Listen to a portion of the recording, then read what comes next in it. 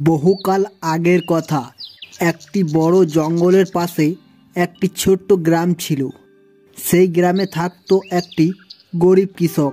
তার নাম ছিল রামু। রামু ছিল অনেক গরিব ও অনেক সহজ সরল প্রকৃতির মানুষ। তার জমি জমা কিছুই ছিল না, ছিল একটি ছোট্ট জমি, তাও সেটা নিজের নয়, এক জমিদারের।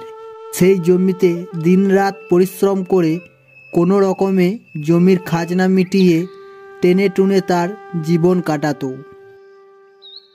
একদিন রামু সেই জমিতে কিছু ফসল চাষ করেছে, তাই সে জমিতে কাজ করছে।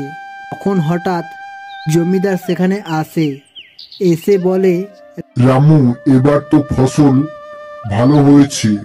হ্যাঁ বাবু, আগের থেকে এবার অনেক ভালো হয়েছে। তাহলে তো এবার জমির খাজনাটা মিটিয়ে দিবি। বাবু, এবার আমার খুব অসুবিধা, পরের বার মিটিয়ে দেব। এইভাবে তাদের মধ্যে অনেক কথাবার্তা হয়। এরপর জমিদার তাকে সেখান থেকে তাড়িয়ে দেয়। তখন রামু কাঁদতে কাঁদতে মনের দুঃখে বাড়ি ফিরছিল। যেতে যেতে রাস্তায় হঠাৎ দেখল একটি অসুস্থ পাখি পড়ে রয়েছে। রামু তাকে নিয়ে বাড়িতে যায়। অনেক কষ্ট করে যত্ন করে তাকে সুস্থ করে তোলে। এরপর রামু তাকে নিয়ে বনের দিকে বেড়াতে যায়। যেতে যেতে হঠাৎ ওই পাখিটি একটি পরীর রূপ নেয়।